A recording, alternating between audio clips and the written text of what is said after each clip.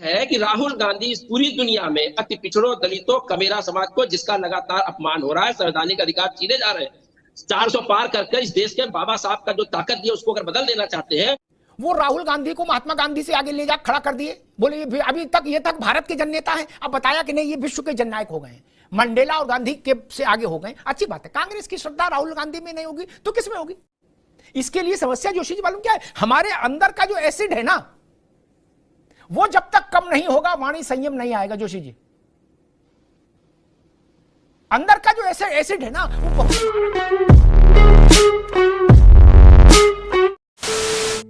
नमस्कार दोस्तों, स्वागत है आपका अमिताभ अग्निहोत्री जी की एक नए जोरदार धमाकेदार डिबेट वीडियो में।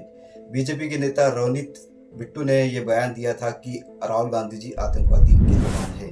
वो इसलिए कि दोस्तों राहुल गांधी जी ने सिखों के बारे में क्या कहा ये आपको पता ही है कि सिखों को भारत में न पगड़ी पहनने की इजाज़त है, ना कड़े पहनने की इजाज़त है, ना उनको अपने धार्मिक स्थल पर जाने की इजाज़त है। ऐसे बिना मतलब के बेफालतू बयान राहुल गांधी जी विदेशों में देकर आए, जिससे देश में के सिख राहुल गांधी जी पे भड़के हैं और बिट्टू जी भी सिख है, इनसे सहा नहीं गया और इन्होंने राहुल गांधी जी को आतंकवादी करार दे दिया। तो दोस्तों इनके इसी बयान से कांग्रेसी भड़के हुए हैं और आज उन्होंने पूरे देश में आंदोलन किया और जम के तांडव मचाया।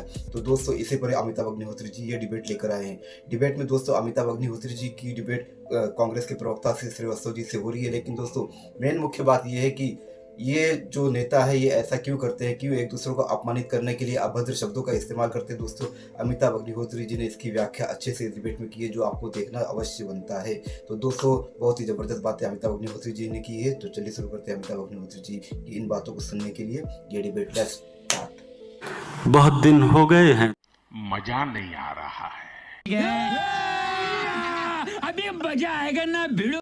पिक्चर चालू करो बे। आप खड़गे जी पर क्या कार्रवाई कर ही नहीं सकते जो जब वो राक्षस बोल रहे हैं? नहीं कर सकते, उन पर थोड़ी कार्रवाई करो। कार्रवाई विकास पे हो सकती है, खड़गे पे थोड़ी नहीं हो जाएगी, वो तो खुद ही अध्यक्ष है। उनके पे दस्तखत कौन करेगा? सोनिया जी मौत का सौदागर, उन पर कौन कार्रवाई करेगा? जयराम रमेश। राहुल गांधी खून की दलाली, कौन कार्रवाई करेगा? मणिशंकर अय्यर करेंगे उनके खिलाफ कार्रवाई, कौन? सलमान खुर्शीद करेंगे? नहीं ना। इसीलिए मैंने कहा था कि नपना एक रखना होगा मित्र। अय्यर ने कहा आपने डांट डपट के बैठा दिया, चलो बैठ जा, मत बोले, चलो पीछे करो इसको। समझ आता, राहुल गांधी को तो नहीं डांट डपट देंगे ना मिसेस गांधी को डांट डपट कर सकते, ना खड़गे को। इसीलिए मैं कहता हूं ये आत्मसंयम बहुत बड़ी चीज है, इतनी सरल चीज थोड़ी ना है। आज आप धरना प्रदर्शन कर रहे हैं, ठीक है, लेकिन ये शब्द क्या नहीं बोले गए? बोले गए ना। मैं कह रहा हूं कि गंगा आज मैली नहीं हुई।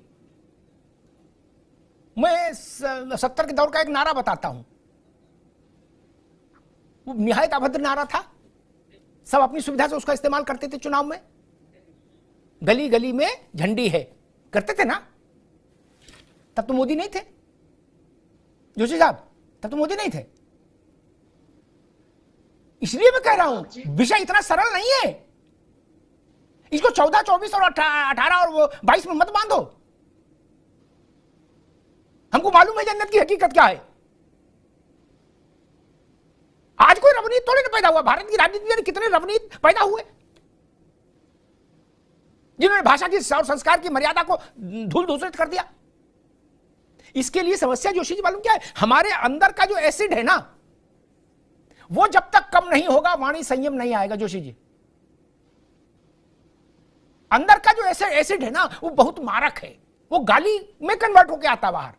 वो तो माइक का लिहाज नेता कर जाते, वरना एक दूसरे के प्रति जो नफरत है, जो एसिड है, वो इतना प्रखर है कि 1 to 1 बातचीत में देख लो भाषा।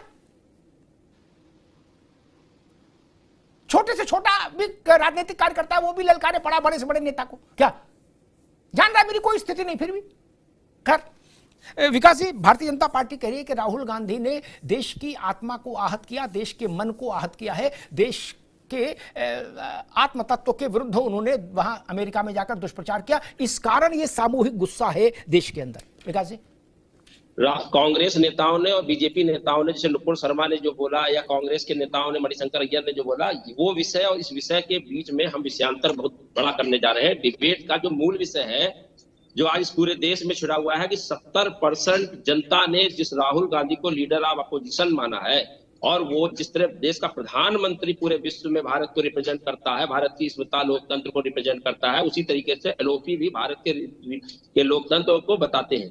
पर आज सत्ता दल के प्रभावशाली जो भाजपा आरएसएस के नेता हैं, उन्होंने बिगड़े बोल नहीं बोले हैं। ये भारत की सुरक्षा पर खतरा है, देश में आतंकवाद को बढ़ावा देने वाली भाषा है। उन्होंने इस पर बाकायदा आपराधिक मुकदमे बनते हैं, क्योंकि राहुल गांधी की हत्या करने का षड्यंत्र रचा है।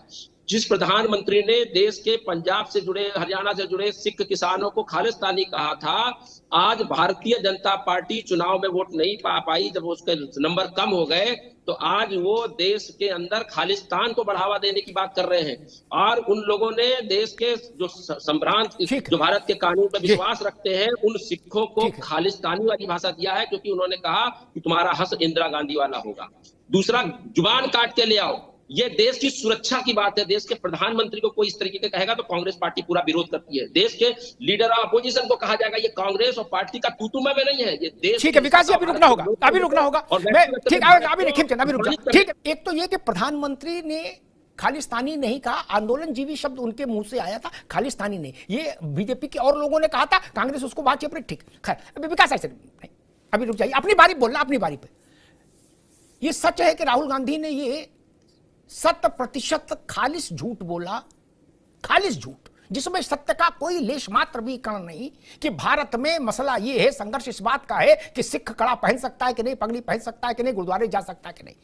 मैंने उस दिन भी यही बात कही थी इसी मंच पर कि एक ऐसा सिख ढूंढ कर ले आए खड़गे जी, जो ये बता दे कि हाँ हमको मारा जा रहा है कड़ा पहनने पर, पगड़ी पहनने पर। इतना झूठ कैसे बोलेंगे? और तीसरी बात जो कांग्रेस ने कही, उस पर भी मेरी आपत्ति है। देश की 70% जनता के नायक राहुल गांधी हैं, ये बात कांग्रेस अपने मन में रखे, लेकिन तर्कपूर्ण बात नहीं है ना, ये हास्यास्पद बात है। कांग्रेस को कितना प्रतिशत वोट मिला? कितना प्रतिशत वोट कांग्रेस को मिला भाई?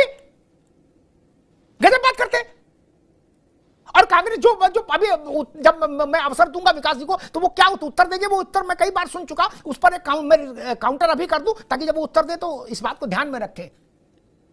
कहा जाता है जिसको सरकार बनी है उसको 33% वोट मिला, 40% मिला, 32% मिला। इंदिरा जी ने तो 29% पर सरकार बनाई, तो इंदिरा जी देश की नेता कैसे हो गई? कैसे होगी? उनको कांग्रेस कहती, ये मानती है कि वो 30% की नेता थी केवल? नहीं ना, उनको तो कहती पूरे भुवन ब्रह्मांड की नेता है। और नरेंद्र मोदी बोले नहीं 70% के तो राहुल जी नेता है, नरेंद्र मोदी 30 के नेता है। गजब थ्योरी है यार, ऐसा गणित कहां से लाते हो भाई? जवाहरलाल नेहरू 70% से वोट लेके आए थे? नहीं ना। मनमोहन सिंह 70% वोट लेके आए थे, वो तो 272 भी लेके नहीं आए। ये भाषा ठीक नहीं। यहीं से मैंने कहा एसिडिटी बहुत है, इतनी एसिडिटी है कि छाती जली जा रही है। एंटासिड ले तब बात बढ़ेगी। सबसे पहले तो बात एंटासिड की हो रही थी, क्योंकि कहीं ना कहीं जो मन के अंदर तेजाब है वो शब्दों के रूप में बाहर आ रहा है। लेकिन अमिताभ जी, मुझे लगता है एंटासिड पैंडी की नहीं, इनको शंख पुष्पी की भी जरूरत है, जो इनका थोड़ा ज्ञान वर्धन करे।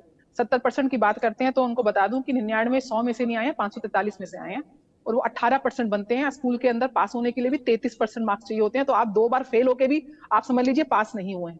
जो राहुल गांधी आज लीडर ऑफ अपोजिशन, एक संविधान पद पे विराजित हैं। भारत को, अगर मैं अपने देश को बाहर जाके रिप्रेजेंट करती हूँ अमिताभ जी, तो मैं किसी पार्टी की व्यक्ति नहीं हूँ, मैं इस देश की नागरिक हूं, मैं भारतीय हूं, और एक भारतीय के नाते मैं 1000 गोली अपने सीने पे खाने का दम रखती हूँ, 10,000 दुश्मन के सीने में दागने का दम रखती हूँ। ये मेरा गौरव, मेरा मान, मेरा सम्मान, मेरा देश है, मेरी पहचान है। उस पहचान को अगर मैं विदेशी पृष्ठभूमि में जाकर उसकी झूठी सभी के साथ, चाहे मैं सिखों के लिए बात करूं, चाहे मैं मुसलमानों के लिए बात करूं, और बार बार जाति की बात करते हैं, इनको सिर्फ हिंदुओं की जाति दिखती है। मुसलमानों की जाति बताएंगे श्रीवास्तव साहब कि कितनी जातियां हैं? कब तक देश को बांटने का काम करेंगे? कब तक ओबीसी में भी 2 ओबीसी ढूंढने का काम करेंगे? यहाँ मंच पर 4 ब्राह्मण बैठे हुए हैं, अब हमको भी आप बांटेंगे क्या? कितना बांटेंगे? सोना आकृति, सोना सोना ही रहता है, चाहे कोई आकृति ले ले।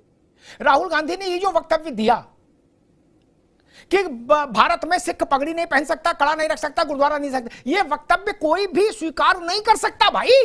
राहुल गांधी 70% के नेता हो कांग्रेस की नजर में, चाहे 700% के नेता हो, एलओपी हो चाहे कोई हो, इससे क्या मतलब है?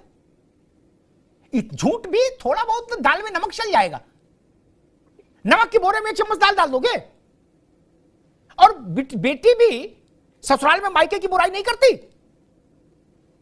आपको सारा ज्ञान वहीं देना है, बाहर यहां दिल्ली में रह के दो भाई।